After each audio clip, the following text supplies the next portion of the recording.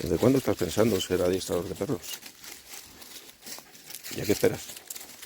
Eso sí, este trabajo es muy duro. Tienes que estar todos los días en el bosque y con perros.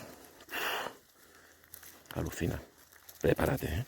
Porque es agobiante, tío. Con sol. Buah, ¿qué te voy a contar? ¿Dónde estás?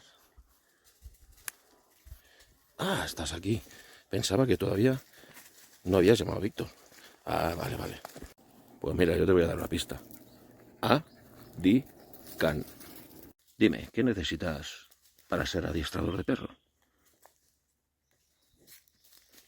Muy simple. Llamar a Víctor y a Rubén. Y punto pelota. No necesitas nada más. Del resto se encargan